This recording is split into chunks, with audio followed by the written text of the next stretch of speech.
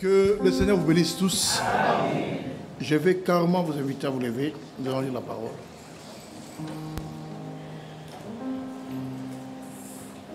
Nous allons ouvrir nos Bibles dans notre texte de Luc, chapitre 2, versets 25 jusqu'à 32.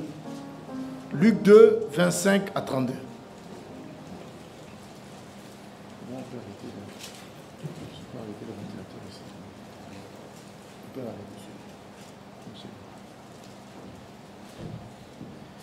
Voici à Jérusalem un homme appelé Siméon. Cet homme était juste et pieux. Il attendait la consolation d'Israël et l'Esprit Saint était sur lui. Il avait été divinement averti par le Saint-Esprit qu'il ne mourrait point avant d'avoir vu le Christ du Seigneur. Il vint au temple poussé par l'Esprit. Et comme les parents apportaient le petit enfant Jésus pour accomplir à son égard ce qu'ordonnait la loi, il le reçut dans ses bras, loua Dieu et dit: maintenant Seigneur, tu laisses ton serviteur s'en aller en paix selon ta parole. Car mes yeux ont vu ton salut, salut que tu as préparé devant tout le peuple, lumière pour éclairer les nations et gloire d'Israël ton peuple. Gloire et gloire. Alléluia. Gloire.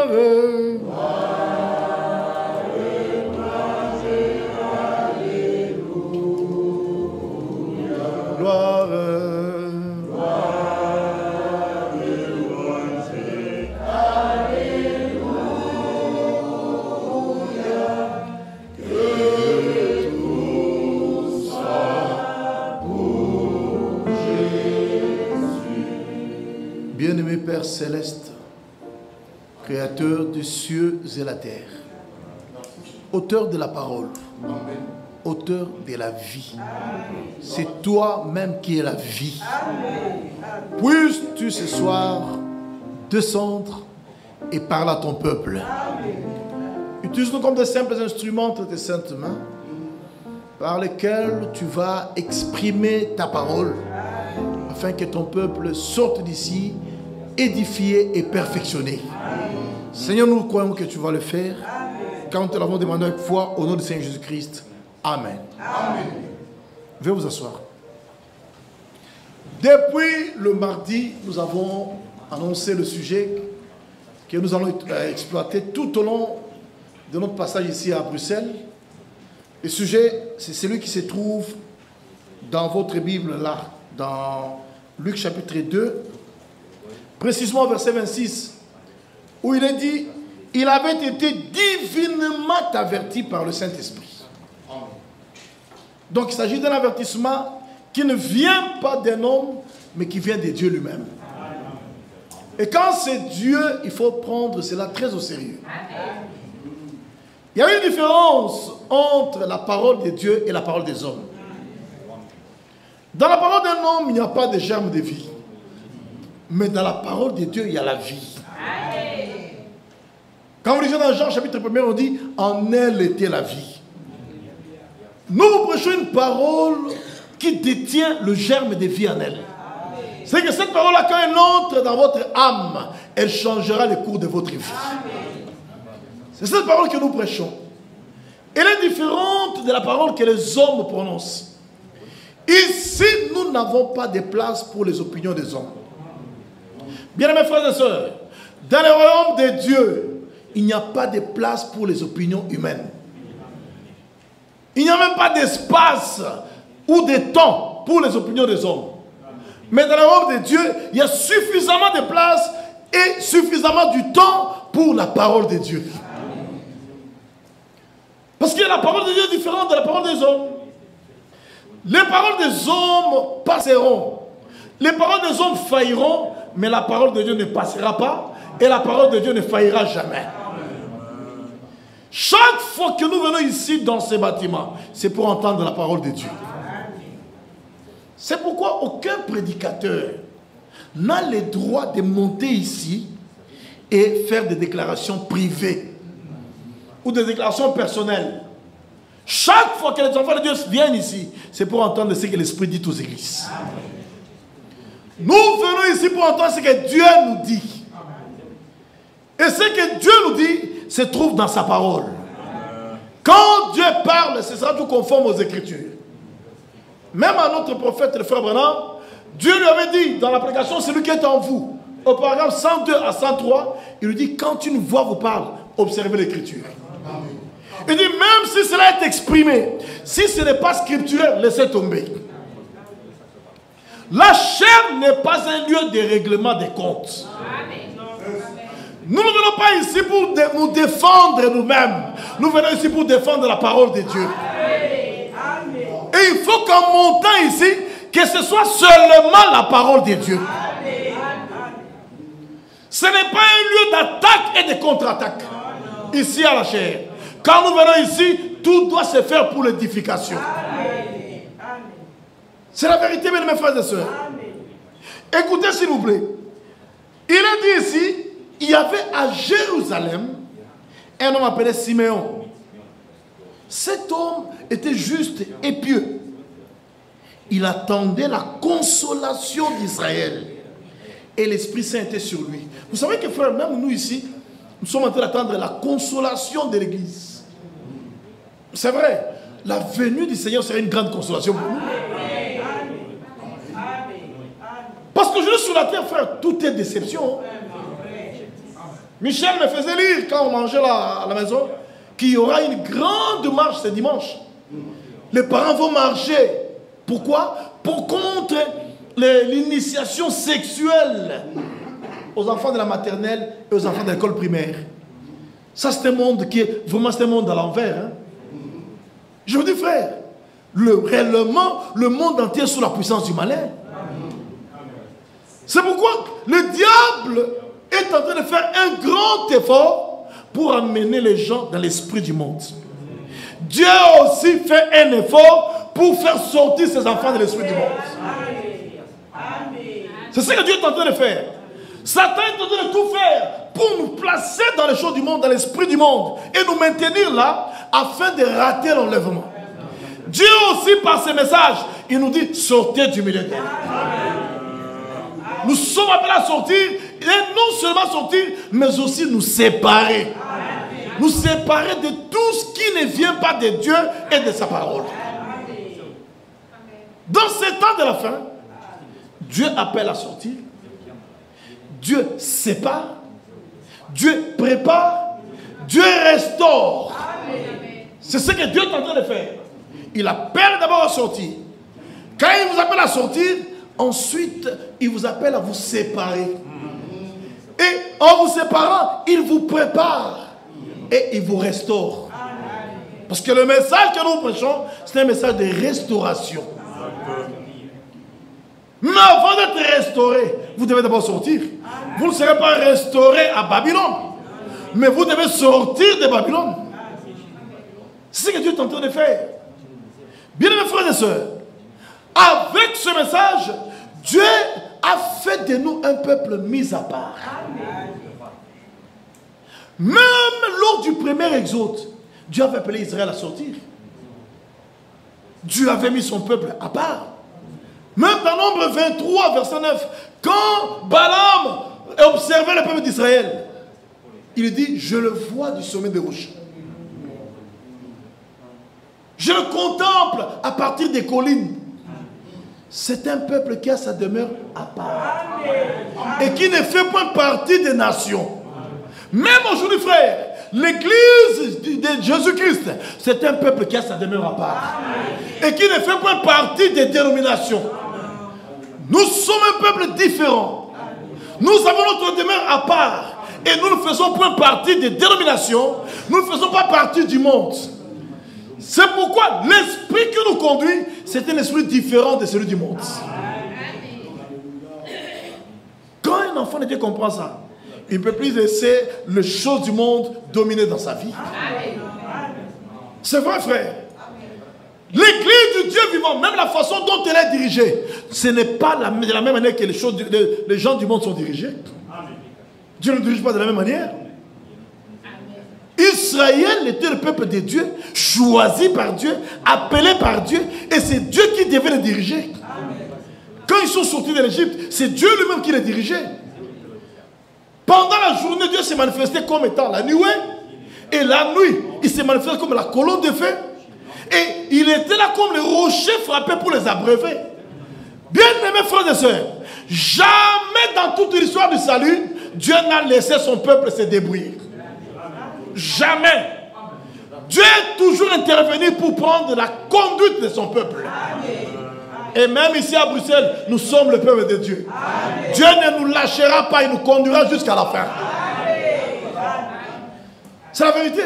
Ça, ce n'est pas l'église d'un homme. C'est l'église du Dieu vivant. Et Dieu lui-même, par son esprit, nous conduit. Et quand Dieu conduit, il conduit dans toute la vérité. La conduite de Dieu est toujours conforme aux Écritures. C'est vrai. Quand vous voulez faire, vous voulez vous camponner sur quelque chose, mais vous voyez que les Écritures ne vous favorisent pas, laissez tomber. On ne doit pas forcer, frère. Un enfant de Dieu est flexible devant la parole. Il est comme le bois de gopher. Il est flexible, malléable devant la parole de Dieu. Et il est disposé à soumettre sa volonté à la volonté de Dieu. Et un vrai enfant de Dieu dira à Dieu que ta volonté soit faite dans ma vie. Il est écrit là-bas, il attendait la consolation d'Israël. Siméon était dans l'attente. Nous aussi, nous sommes dans l'attente. C'est vrai. Et sinon, il n'attendait pas de façon imaginaire. Il attendait selon la promesse. Frère, quand il n'y a pas de promesse, l'attente n'est pas justifiée. L'attente est justifiée quand il y a des promesses en vue ou en place. Et aujourd'hui, frère, on ne peut pas attendre le retour de frère Branham. Parce qu'il n'y a pas de promesses qui en parlent.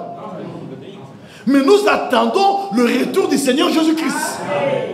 Le retour physique du Seigneur Jésus-Christ. Parce que ça, c'est conforme à la parole des promesses.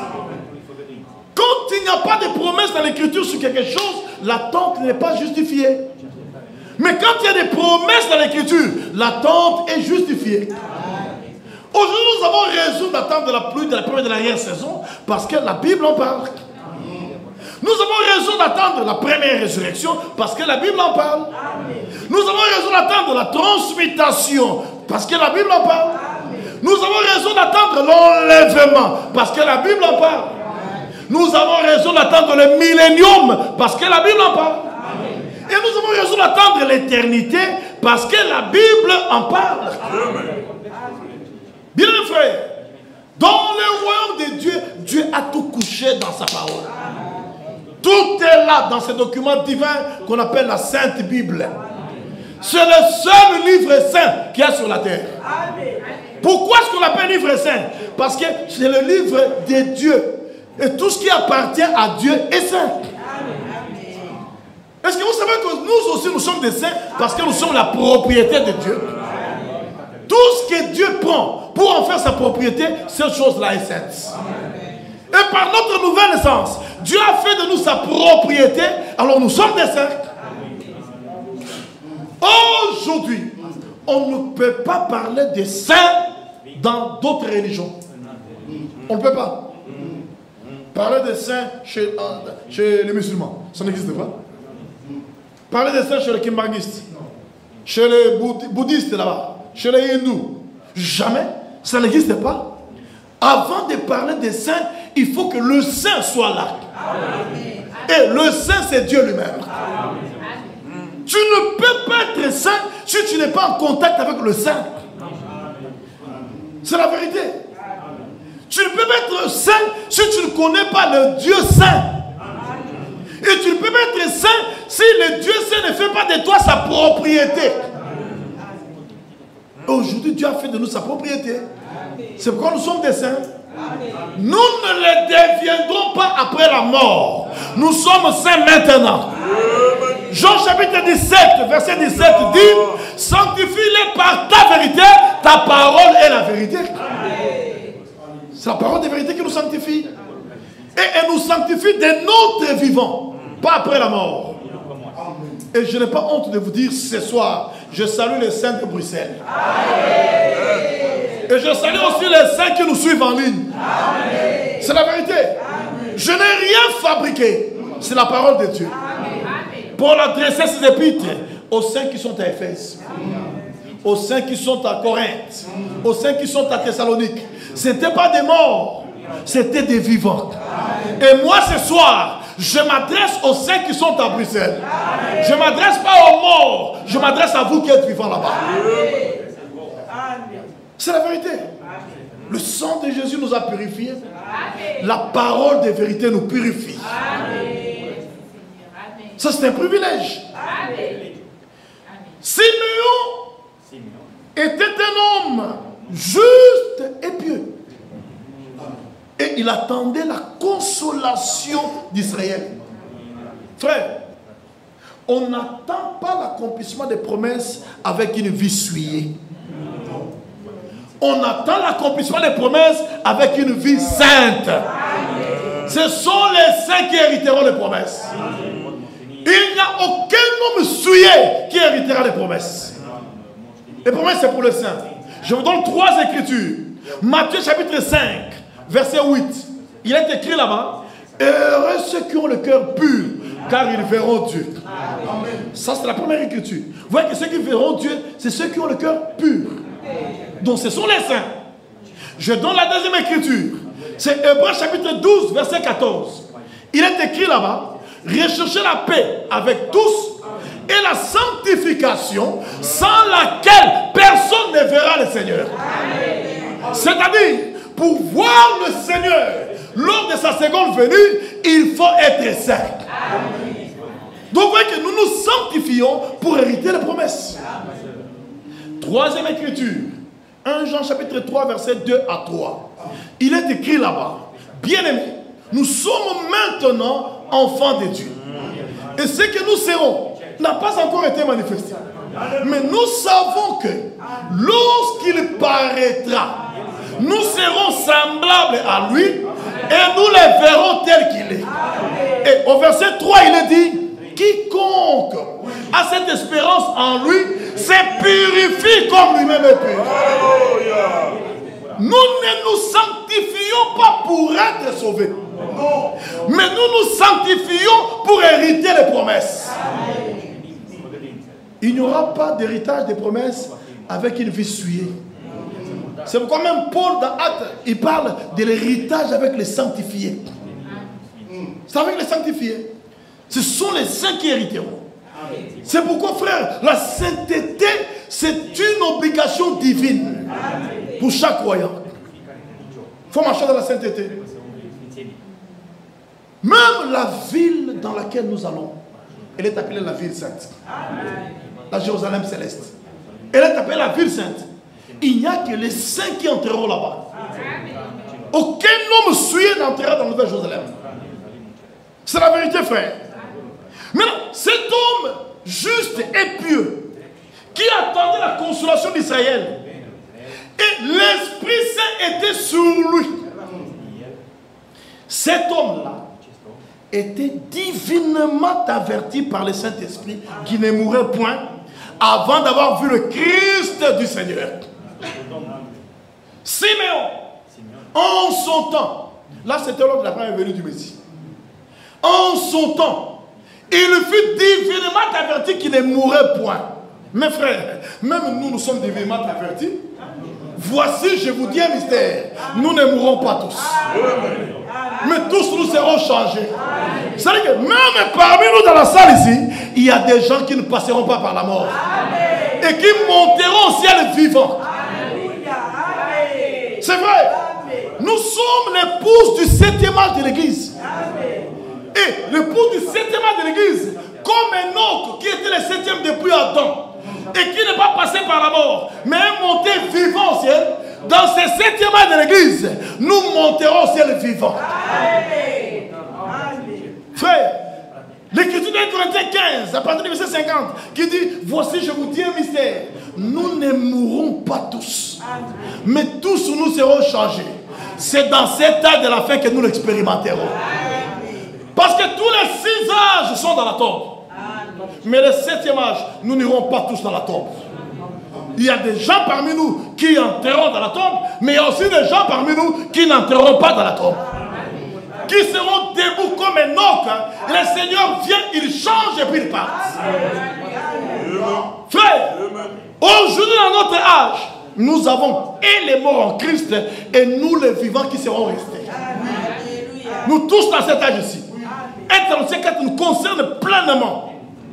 Il y a les morts en Christ dans cet âge et il y a nous les vivants qui seront restés pour la venue du Seigneur. Il y en a ici qui ne passeront pas par la tombe. Et de la manière que Simeon avait été divinement averti par le Saint-Esprit. Frère, ce n'était pas un homme. Hein? Un homme peut dire non, moi je ne mourrai pas, après il meurt. On a connu des gens qui chassent là-bas. Et Balembongue qui disait qu'il ne va pas mourir. Et il disait que non, même si je vous apprenais que je meurs, je vais ressusciter le 3e jour. C'était pour imiter Jésus. Frère, Jésus est incomparable. Et il a fait un jeu avec ses acolytes pour leur dire non, en tout cas, moi je vais me cacher dans ma chambre là-bas. Et vous allez répandre la rumeur que je suis mort et le 3e jour j'apparaîtrai vivant. Et bien les mongues.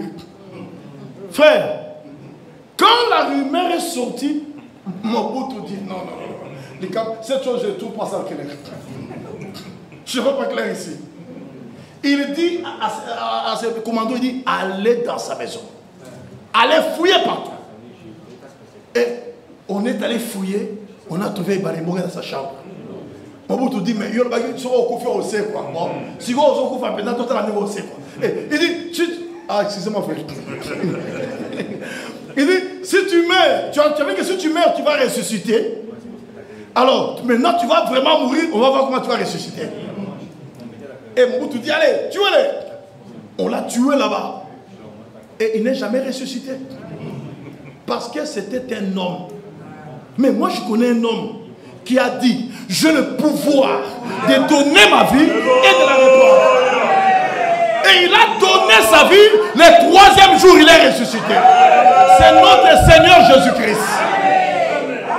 Jésus-Christ est incomparable. Il est incomparable, frère. C'est pourquoi nous comptons sur lui. Nous comptons sur lui, frère. Et quand vous comptez sur lui, tout est là. Vous ne serez jamais déçus d'avoir compté sur Jésus-Christ. C'est la vérité. Tout est là. Siméon attendait la consolation d'Israël. Et l'Esprit Saint lui avait dit qu'il ne mourrait pas avant d'avoir vu le Christ du Seigneur. Bien mes frères, nous avons un homme aussi dans cet âge qui a une promesse selon l'Écriture. Selon Matthieu 24, 45 à 47, où il est dit, quel est donc le serviteur fidèle et prudent que son maître a établi sur les domestiques de sa maison pour leur donner la nourriture au temps convenable. Heureux ces serviteurs que son maître à son arrivée trouvera faisant ainsi. Cet homme est là. Il vit en Allemagne. Une fois, il devait aller en Inde. Et l'avion allait cracher. Et comme Dieu veille sur sa parole, frère, je vous dis, Dieu veille sur sa parole. Comme Dieu veille sur sa parole, il était là sur le manifeste, parmi les gens qui devaient partir. Et on savait qu'il est parti. On l'attendait là-bas, à Madras, là-bas. Et il entend la voix, juste à quelques minutes du vol. Mon serviteur, annule le voyage. C'était quoi? Divinement averti. Il entend la voix audible. Ici à droite. Il dit, mon serviteur, annule le voyage de l'Inde. Mais on a déjà préparé, tout est déjà payé. Mon serviteur, annule le voyage de l'Inde. Frère, quand Dieu parle, il n'est pas obligé de tout vous expliquer. Hein. Mais quand Dieu parle, croyez, obéissez. Il dit annule un commandement. Et le frère Franck a annulé le voyage. L'avion s'est envolé. Quelques minutes après, l'avion a explosé. Tous les passagers dans l'avion sont morts. Et les gens savaient que lui aussi était mort. Et pourtant, lui était protégé par la promesse. Frère, je vous dis, Dieu veille sur sa parole. Il a dit dans Jérémie chapitre 1, je vais vous lire rapidement. Jérémie chapitre 1, Dieu a dit, écoutez, Jérémie chapitre 1er, je vous lis au verset 11 et 12. Il est écrit ceci. La parole de l'Éternel me fut adressée en ces mots. Que vois-tu, Jérémie? J'ai répondu, je vois une branche d'amandier. Frère, Dieu aime attirer notre attention sur sa parole. Il aime attirer notre attention sur ce qu'il fait. Tu ne peux pas vivre dans cet âge de la fin et mépriser ce que Dieu fait aujourd'hui. Tu es en dehors de la volonté de Dieu. Et je dois vous dire que ce que Dieu fait maintenant, c'est ce qui nous connectera avec ce que Dieu fera dans le futur. Amen. Tu méprises ce que Dieu fait maintenant, Dieu aussi te méprisera pour le futur. Il l'a dit clairement dans 1 Samuel chapitre 2, verset 30. J'honore celui qui m'honore. Ceux qui me méprisent seront méprisés. C'est l'écriture, frère. Il est le Dieu qui est lié à sa parole. Et il lie les siens à sa parole. Écoutez, frère. Il dit, je vois une branche d'amandier. Et l'Éternel me dit, tu as bien vu. Car je veille sur ma parole pour l'exécuter. Frère, pour que Dieu te dise que tu as bien vu, il faut que ce que tu vois soit ce que Dieu a déjà vu. Je réponds. Hein? Pour que Dieu te dise, tu as bien vu, il faut que ce que tu vois soit ce que Dieu a déjà vu. Si ce que tu vois n'est pas ce que Dieu a déjà vu, Dieu ne te dira jamais tu as bien vu. C'est comme tu sors aujourd'hui, tu dis non, moi en tout cas pour moi la femme doit prêcher. Dieu ne te dira pas tu as bien vu. Parce que selon la vision de Dieu, il est clairement dit, je ne permets pas la femme d'enseigner. Quand quelqu'un entre dans la Bible ici, il voit que les 7 tonnerres sont révélés. Dieu ne lui dira jamais tu as bien vu. Parce que selon la vision de Dieu, les 7 tonnerres ne sont pas révélés. Quand quelqu'un entre ici, il voit que Branham est Dieu. Dieu ne lui dira jamais tu as bien vu. Parce que selon la vision de Dieu, ce n'est pas Branham qui est Dieu, mais c'est Jésus-Christ qui est Dieu. Pour que Dieu te dise tu as bien vu, il faut que ce que tu vois soit ce que Dieu a déjà vu. Et ce que Dieu voit est toujours conforme à la Bible. Dieu ne quittera jamais sa parole. Il ne quittera jamais sa parole. Dieu lui dit, tu as bien vu. Car je veille sur ma parole pour l'exécuter. Frère, Dieu ne veille pas sur les déclarations des hommes. C'est pourquoi le prédicateur, ne venez pas à la chair pour faire des déclarations. Quand vous passez ici, que dit l'Écriture à ce sujet? Lisez-nous les Écritures. Donnez-nous la parole. Donnez-nous ce que l'Esprit dit aux églises. C'est ce qui sert à notre préparation pour l'enlèvement. Donc il faut qu'un prédicateur, quand il monte ici, que ce soit parole sur parole. Pas question de déclaration. Pas question des interprétations, pas question de moi je vois que, moi je trouve qu'on n'en a pas besoin. Ici, que dit l'Écriture à ce sujet? C'est ça le schéma pour l'épouse aujourd'hui. Nous croyons que William Branham était un vrai prophète parce qu'il y avait la promesse dans Matthieu chapitre 4, verset 5 à 6. Il est là-dedans.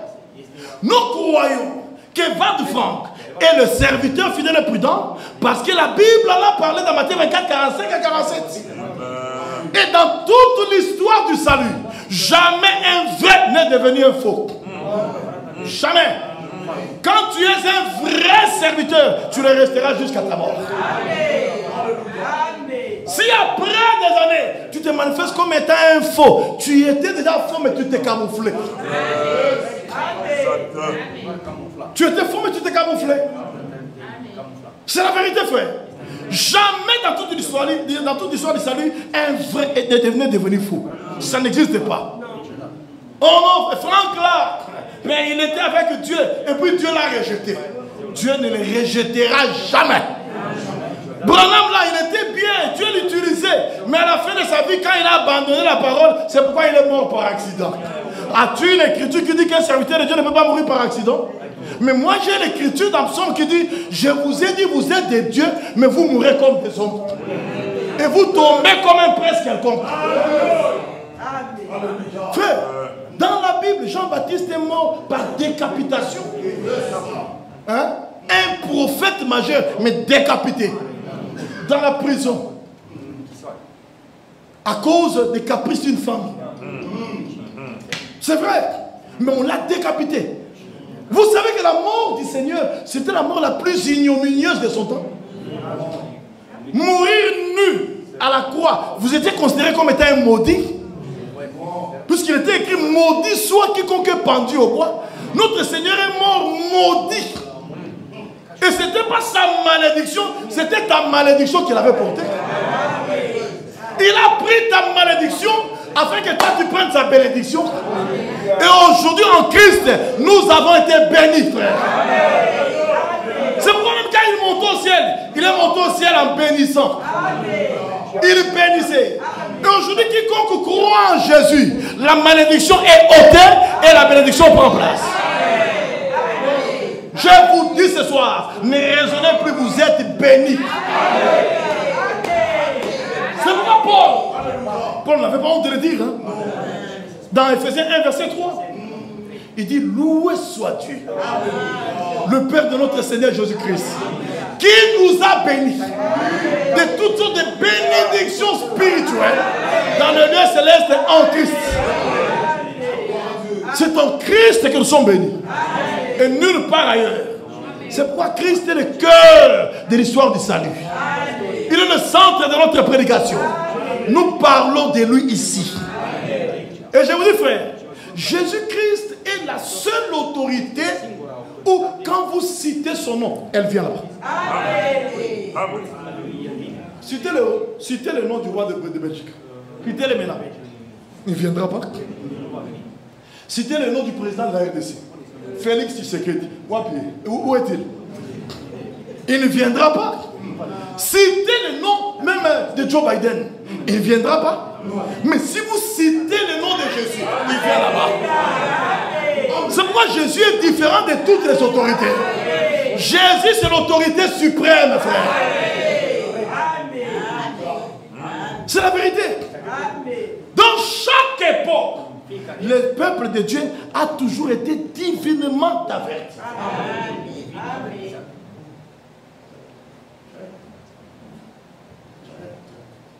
Ah, 30 ans. Ok. Donc, dans tous les âges, dans toutes les époques, le peuple de Dieu a toujours été divinement averti. Je vais vous montrer. Même lors de la première venue du Messie, prenez votre Bible dans Matthieu chapitre 2. Vous allez voir. Matthieu chapitre 2, à partir du premier verset. Écoutez, Jésus étant né à Bethléem, en Judée, au temps du roi Hérode. Les hommes marquent toujours les époques. Hein? Au temps du roi Hérode. Voici des mages d'Orient arrivèrent à Jérusalem et dirent, où est le roi des Juifs qui vient de naître? Car nous avons vu son étoile en Orient et nous sommes venus pour l'adorer. Frère, sur la terre, il y avait plusieurs mages. Mais parmi les milliers de mages qu'il y avait en Orient, seulement 3 qui ont repéré l'étoile là-bas. C'était quoi? Ils étaient divinement avertis. Mais frère, oui. Il y avait beaucoup de mages. Il y avait beaucoup d'étoiles dans la galaxie. Même si vous sortez aujourd'hui, vous remarquez, il y a beaucoup d'étoiles. Mais comment repérer que cette étoile là-bas, c'est une étoile particulière? Ils avaient été divinement avertis. Frère, dans chaque époque, les élus ont toujours été divinement avertis. Dans chaque époque, Dieu n'a jamais permis que ses élus se débrouillent. Il vient toujours pour les avertir. Il vient toujours pour les éclairer. Et nous aussi aujourd'hui, nous sommes parmi les peuples les mieux éclairés de la terre. Parce que Dieu nous a avertis. On ne tâtonne pas. Nous connaissons d'où nous venons. Nous savons où nous en sommes. Et nous savons où nous allons. Pourquoi ça? Parce que nous sommes divinement avertis. Remarquez une chose, frère. Les mages viennent de l'Orient. Et ils avaient vu l'étoile depuis l'Orient. Depuis qu'ils ont... L'étoile est apparue, mais ils ont vu l'étoile depuis l'Orient là-bas. Puisque la Bible avait déjà annoncé dans Nombre 24, 17 qu'un astre sortira de Jacob. C'était une étoile messianique. Dans Nombre 24, 17. La Bible avait déjà dit un astre sortira de Jacob. Et les mages, quand ils ont vu ça, ils ont dit ça, c'est le signe que le Messie est sur la terre.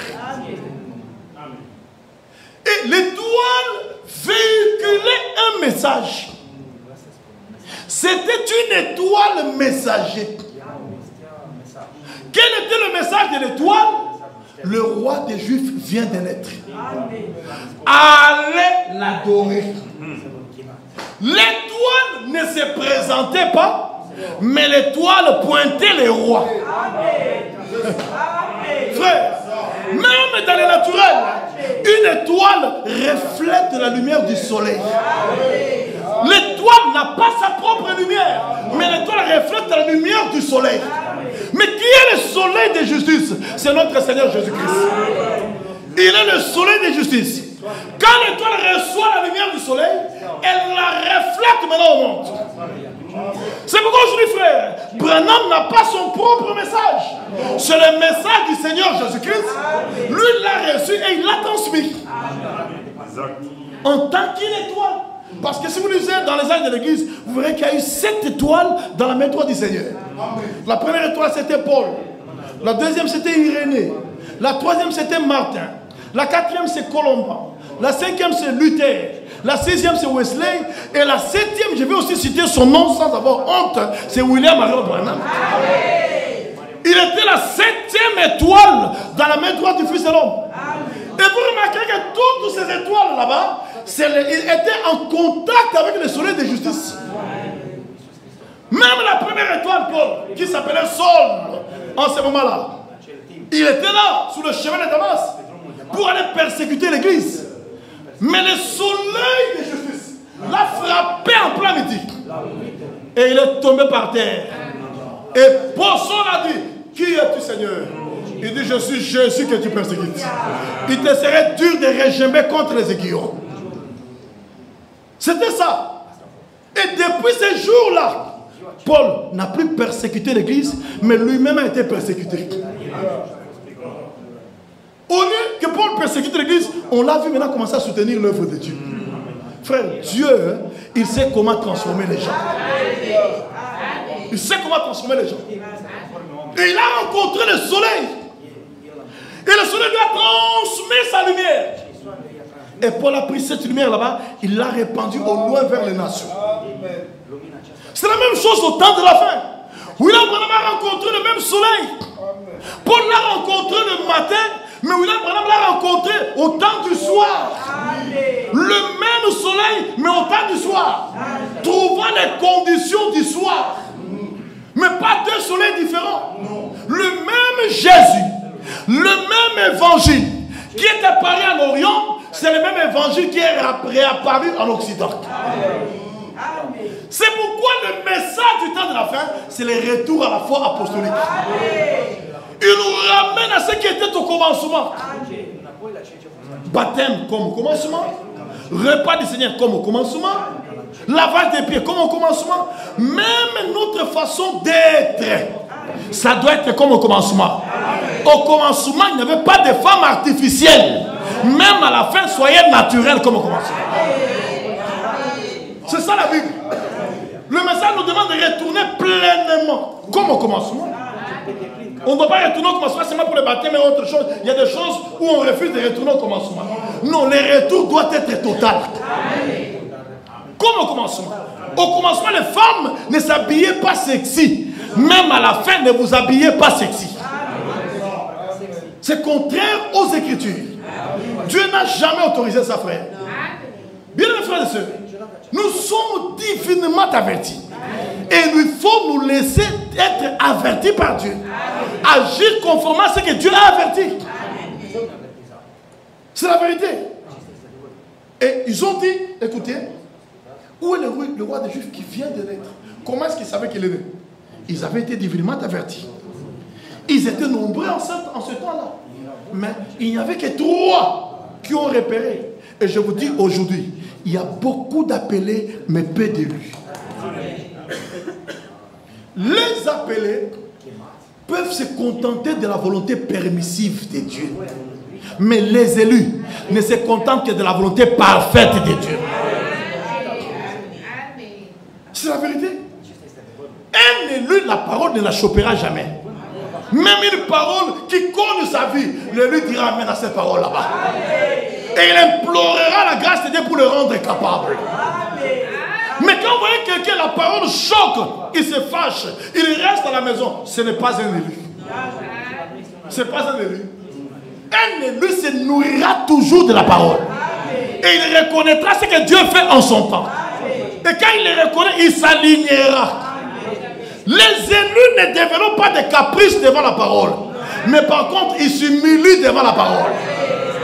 Et la Bible dit, humilie-toi sous la puissante main de Dieu, afin qu'il t'élève au temps convenable. C'est ça les élus. Ils ne discutent pas avec la parole. Ils ne philosophient pas. Ils ne raisonnent pas avec la parole. Mais pour eux, la parole est oui et amen. C'est ça l'élu de Dieu. Maintenant écoutez, il dit, où est le roi des Juifs qui vient de naître? Car nous avons vu son étoile en Orient et nous sommes venus pour l'adorer. L'étoile ne faisait pas sa publicité, mais l'étoile parlait du fils qui est né. L'étoile parlait du roi. Même aujourd'hui, frère, le message de la fin, ou le messager que Dieu a envoyé, ne parlait pas de lui-même, mais il parlait de Jésus. Il disait tournez les regards vers Jésus. Même ce soir, frère, nous ne parlons pas de nous-mêmes, mais nous parlons de Jésus-Christ. Nous voulons que vous soyez attachés à Jésus-Christ. C'est ça la vérité, frère. On ne peut pas venir se présenter ici pour que vous voyez comment nous sommes, ainsi de suite. Non, non, non, non. C'est Christ que nous vous présentons. Et soyez attachés à Christ. Christ est la parole. Il est la parole.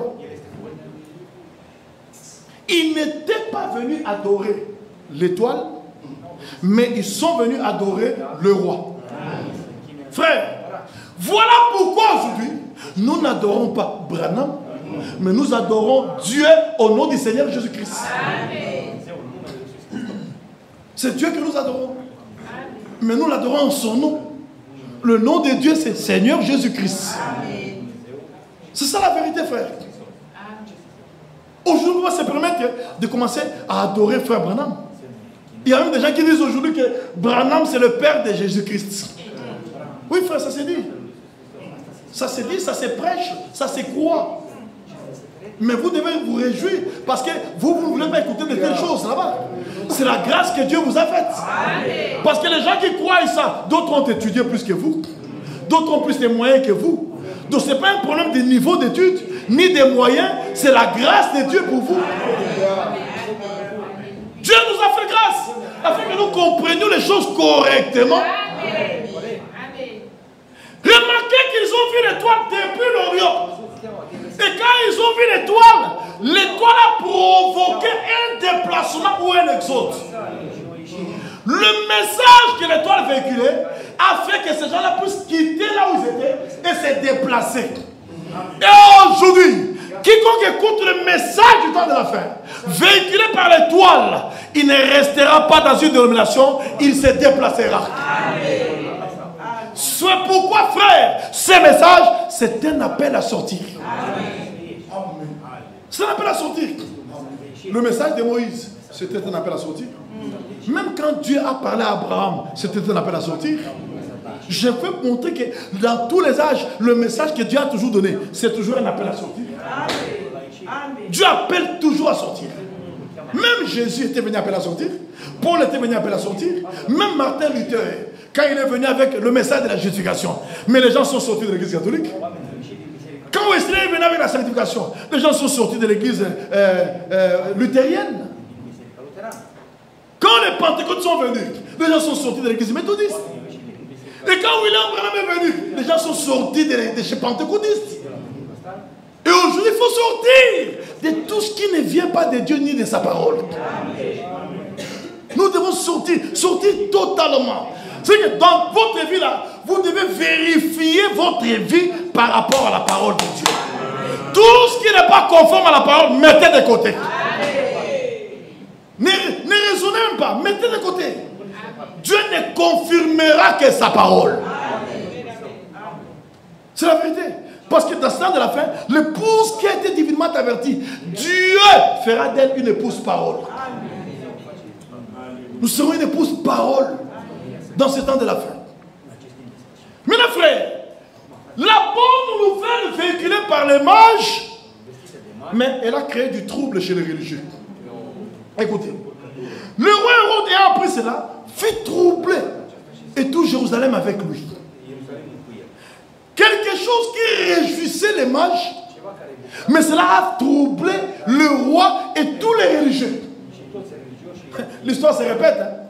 Le message qui nous réjouit trouble les dénominations. Ce message ici, remarquez quand vous l'écoutez. Amen. Amen. Mais les autres, ça leur fait mal. Ils sont mécontents. Pourquoi? Parce que c'est un message venu pour les élus. Ce n'est pas venu pour tout le monde. Quiconque n'est pas élu, c'est achoppera. Il s'achoppera ce message. Dire non, moi je peux encore ce message là. Votre message là-bas freine les gens. Mais quand il n'y a pas de révélation, le peuple est sans frère. Nous sommes freinés parce que nous avons reçu la révélation. C'est la vérité, frère. Remarquez, frère, le message qui réjouissait les mages, ils se sont déplacés depuis l'Orient jusqu'à Jérusalem. C'est réjouissant du message. Où est le roi des Juifs qui vient de naître? Car nous avons vu son étoile à l'Orient et nous sommes venus pour l'adorer. Ces messages qui faisaient leur joie a troublé Hérode et tous les religieux. Donc vous devez comprendre que ce message qui vous réjouit, les religieux ne l'aiment pas. C'est pourquoi tous les religieux se réuniront dans les conseils mondiaux des églises pour nous persécuter. Ils vont s'assembler pour combattre ces messages. Mais je vous dis, ce message n'échouera pas. Ce message a été apporté pour donc appeler un peuple à sortir et former une épouse pour Jésus-Christ. Ce but-là sera atteint. Dieu aura une épouse sur cette terre ici. Et le monde entier le saura. Malgré le combat, Dieu aura une épouse, frère. Et cette épouse sera manifestée avant l'enlèvement. Dieu témoignera au monde entier que celle-ci, c'est mon épouse. Voici cette fois-ci, celle qui est parole de ma parole et esprit de mon esprit. Exactement comme le premier Adam l'avait fait quand la femme a été placée devant lui là-bas. Adam s'est réveillé. Il dit, voici cette fois-ci, celle qui est os de mes os et chair de ma chair. C'est Adam qui avait parlé. Jésus-Christ aussi, dans ces temps de la fin, avant l'enlèvement, quand la pluie de la dernière saison tombera, Jésus aussi témoignera de son épouse. Et il le fera devant toutes les dénominations là-bas pour leur dire, voici cette fois-ci, celle qui est parole de ma parole et esprit de mon esprit. Et le monde entier connaîtra la vraie église. C'est vrai. Aujourd'hui, nous sommes dans la mêlée. Hein? Les gens ne nous connaissent pas. Écoutez-moi s'il vous plaît. Dans ces temps de la fin, écoutez-moi s'il vous plaît. Dans ces temps de la fin, tous ceux qui ont rejeté le ministère ministères de Malachie 4 sont tentés de rendre un service à Dieu en dehors de sa volonté. Dans le milieu du message, ceux qui ont rejeté le ministère de Matthieu 24, 45 à 47 sont tentés de rendre un service à Dieu en dehors de sa volonté. Enfin, Dieu fait l'histoire du salut. Et nous sommes divinement avertis. Aujourd'hui, quand Dieu fait quelque chose, prenez position pour ce que Dieu fait. Vous êtes du côté de Dieu. Le Seigneur a clairement dit, si quelqu'un me sert, qu'il me suive. Et là où je suis, là sera mon serviteur. C'est sa parole. Bien aimés frères et sœurs, écoutez. Maintenant, il assembla tous les principaux sacrificateurs. Et les scribes du peuple, il s'informa auprès de d'où devait naître le Christ. Il lui dit à Bethléem en Judée, car voici ce qui a été écrit par le prophète. C'est pour connaître l'accomplissement de cet événement là-bas, ils sont retournés dans les Écritures. Même aujourd'hui, frère, la foi trouve son lieu de repos dans la parole écrite. Nous devons vérifier toutes choses par l'Écriture. Frère, la Bible, c'est notre talon de mesure. Il ne faut pas que quelqu'un parle là-bas, comme c'est quelqu'un que tu aimes beaucoup, tu l'appuies. Non. Quand quelqu'un parle, observez l'Écriture. Même si c'est ton grand frère. Mais si ce qu'il dit n'est pas scripturel, laissez tomber. Nous ne sommes pas venus ici dans une confrérie. Non. Ici, c'est l'église du Dieu vivant. On ne vient pas se soutenir ici. Moi, je soutiens mon grand frère, je soutiens mon petit frère, je soutiens mon père ou ma mère. Nous soutenons la parole. Mon père rejette la parole, je ne marcherai pas avec lui. Ma mère rejette la parole, je ne marche pas avec elle. Mon frère rejette la parole, je ne marche pas avec lui. Même si j'habite chez ma soeur, elle rejette la parole, je ne marcherai pas avec elle. Aujourd'hui, c'est la parole ou c'est rien. Nous sommes pour la parole. Vous savez, du temps de Luther, quand ils sont sortis, ils disaient, nous sommes protestari. Protestari, c'est-à-dire, nous sommes pour le témoignage. C'était quel témoignage? Le témoignage de la parole. Ils ne disaient pas que nous sommes protestants, ce sont les catholiques qui les ont appelés protestants. Et ils disaient, nous sommes protestari, c'est-à-dire, nous sommes pour le témoignage. Et même ce soir, nous sommes pour le témoignage. C'est-à-dire, nous sommes protestarés. Tout ce que l'Écriture dit, c'est oui et amen pour nous. Quand ce n'est pas la parole, nous mettons de côté. Mais quand c'est la parole, c'est oui et amen. Et nous marchons avec la parole. Et laissez-moi vous dire, Dieu confirmera sa parole. Dans ce temps de la foi. Dieu ne confirmera que sa parole. Maintenant, au verset 7, Hérode fut appelé en secret les mages et s'enquit soigneusement auprès d'eux. Depuis combien de temps l'étoile brillait? Ce n'était pas pour quelque chose de bien. C'est un politicien. En tant que politicien, il voyait que la naissance de ces rois là-bas, c'était une menace pour son trône.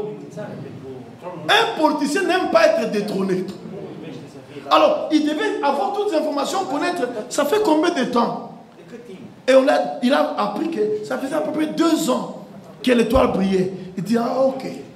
Alors, il a dit, allez prendre des informations exactes sur le petit enfant. Quand vous l'aurez trouvé, faites-les-moi savoir, afin que j'aille aussi moi-même l'adorer. Un fils du diable ne peut pas adorer. Jamais. Puisque adorer, c'est humilier son âme devant Dieu et exalter ce Dieu là-bas. Les fils du diable ne peuvent pas faire ça. Ils ne peuvent pas faire ça. Ils peuvent prier. Ils peuvent donner des sacrifices. Mais adorer. Puisque l'adoration s'est fait en esprit et en vérité. Ils ne peuvent jamais adorer en esprit et en vérité. Il n'y a que les enfants de Dieu qui peuvent adorer en esprit et en vérité. C'est la vérité, mes frères. Et on dit, afin que j'aille moi-même aussi l'adorer. Et pourtant, c'était la ruse. Après avoir entendu les rois, ils partirent. Frère, quand ils sont entrés dans la cour royale, l'étoile a disparu. Vous ne verrez pas l'étoile dans une dénomination. Jamais. Pour voir, il faut sortir.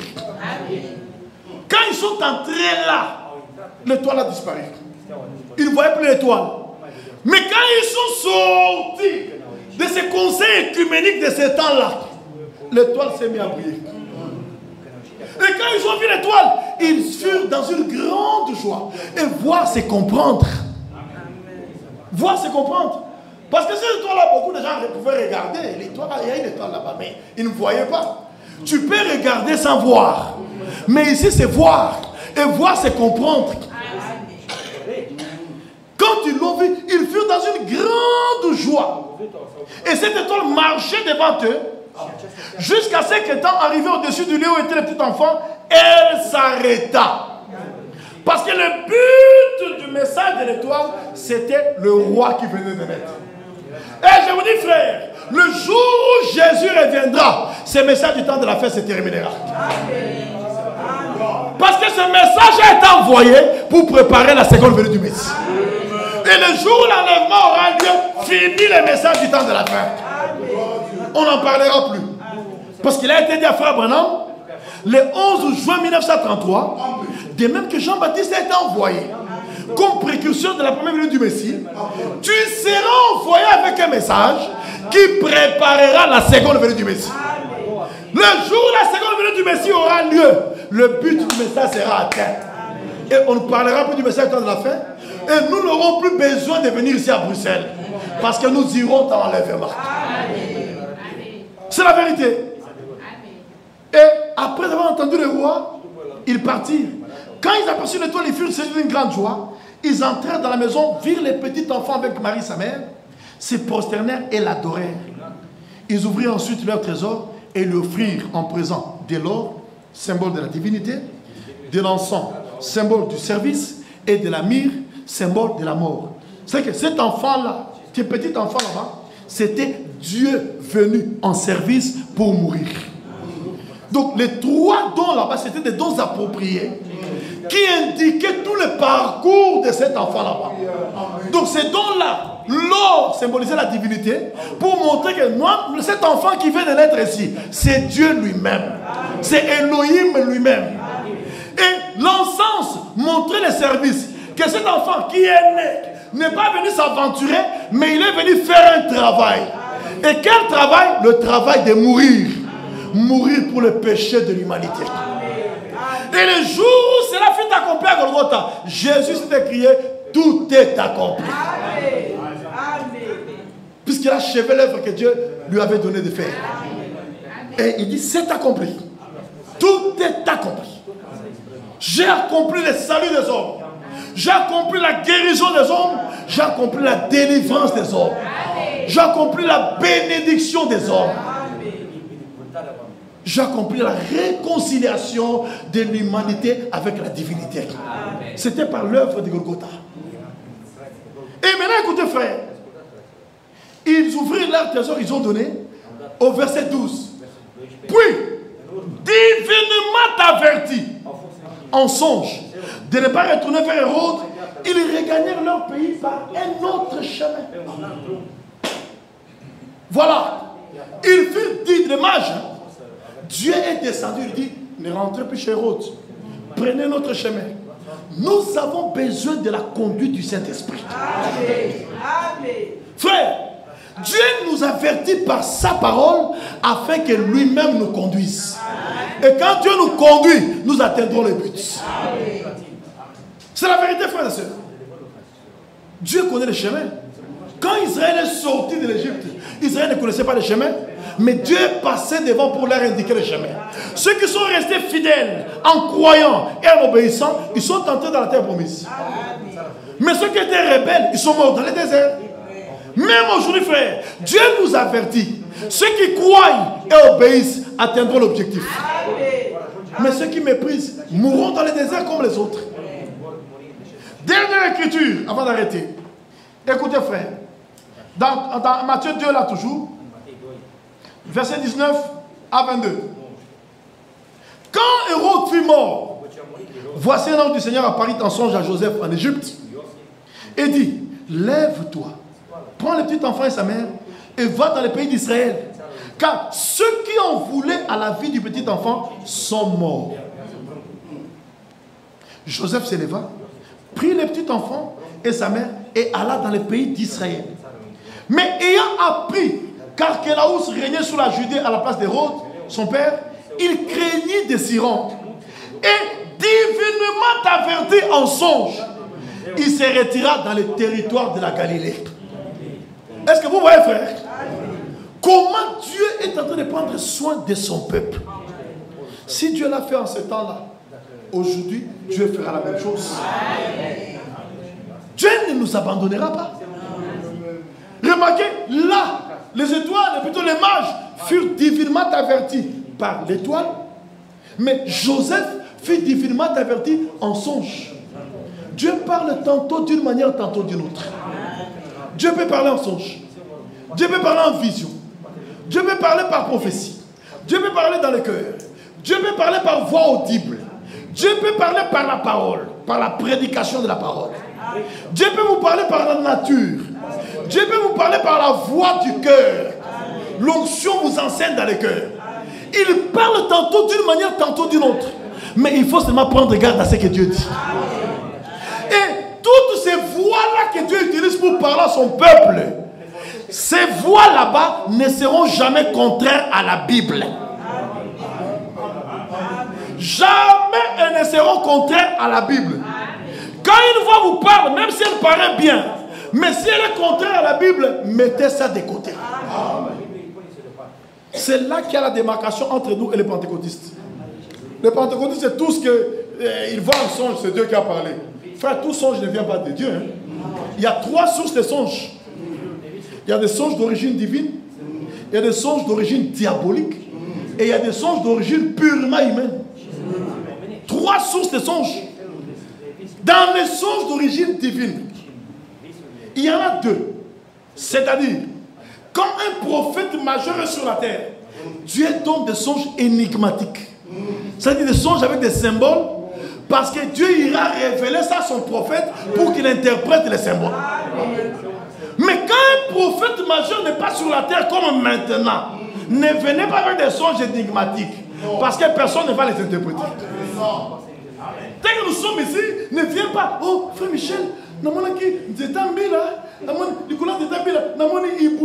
alors, frère Michel, frère Michel a dit que non, Ibou a des Ndoki, ainsi de suite. Ce sont des aventures. Ce sont des aventures. Aujourd'hui, il n'y a personne sur la terre qui peut interpréter un songe. Quand il n'y a pas de prophète majeur sur la terre, Dieu donne des songes clairs. Dieu avait donné un songe énigmatique à Pharaon parce que Joseph était sur la terre. Dieu avait donné un songe énigmatique à Nebuchadnezzar parce que Daniel était sur la terre. Et du vivant de frère Branham, Dieu donnait des songes énigmatiques parce que Branham était sur la terre. Mais aujourd'hui, Branham n'est plus sur la terre. Si quelqu'un, Dieu veut te donner un songe, ça ne sera pas énigmatique. Ça sera un songe clair. Et toujours avec une voix. Une voix. Il y aura un interlocuteur qui te parlera clairement. Ça n'aura pas besoin d'être explicité. C'est ce que Dieu fait. Voyez avec Joseph, comme il n'avait pas de prophète sur la terre, Dieu est venu parler à Joseph clairement. Il a parlé aux mages clairement. Il n'avait pas besoin d'explication. Le son était clair. C'est ça le songe de Dieu aujourd'hui. Frère, vous êtes divinement avertis. Il faut comprendre qu'aujourd'hui, il n'y a pas de songe énigmatique. Oubliez ces choses là-bas. N'amenez pas à Michel des songes énigmatiques. J'ai vu un gorille en train de me suivre, tout ça. Ah, Michel dit non, non, ce sont les sorciers de votre village. Oubliez ça. Aujourd'hui, quand Dieu veut parler, il parlera clairement. Il donnera un songe clair. Et ça, ce sont les songes d'origine divine. Mais il y a aussi les songes d'origine diabolique. Ces songes-là, où vous voyez des éléments perturbateurs, des choses qui vous appellent la trouille, la peur. Hein? Tu es là, tu vois peut-être un lion en train de te poursuivre, tu cours et tu te réveilles dans cet état là-bas. Ce sont des songes diaboliques. Et il y a aussi des songes d'origine purement humaine. Avant d'aller au lit, tu es là devant la télévision, tu es en train de regarder un film d'horreur. Et tu vois comment il y a des zombies qui apparaissent là-bas. ainsi de suite. Tu vois des rhinocéros, hein, tu vois les animaux là qui ont disparu là, c'est quoi? Dinosaures. Tu vois les dinosaures qui ont tous chanté de vomir le feu. Et dans cet état-là du film, le sommeil t'emporte. Et pendant le sommeil, tu étais là à la maison, tu vois un dinosaure apparaître devant la maison là-bas. Et tu commences à fuir. Tu te réveilles dans cet état-là. Non, non, non. Ça, ce sont les démons. Sans effet, je vous dis. Ce ne sont pas les démons. C'est ce que tu avais vu à la télévision là-bas. Ce sont des songes d'origine purement humaine. Et ces songes là-bas, avant d'aller au lit, tu as regardé la musique du monde là-bas. Et dans les songes, tu te retrouves dans un concert de Fally Ipupa en train de danser. Tu dois savoir que c'est ce que tu as vu là-bas que ton subconscient a reproduit. Est-ce que vous comprenez, frère? Donc il y a 3 sources de songes. Nous sommes bien éclairés. Dieu nous a divinement avertis. Alors on ne peut plus marcher comme les autres. Les autres marchent dans les déserts parce qu'ils ne sont pas divinement avertis. Mais nous sommes divinement avertis. Marchons selon la parole de Dieu. C'est pourquoi vous lisez ici que Joseph divinement averti en songe. Il s'est retiré dans le territoire de la Galilée. Et vous aussi, vous êtes divinement avertis. Ne vous comportez pas n'importe comment. Agissez selon l'avertissement divin. Que Dieu vous bénisse pour ce soir.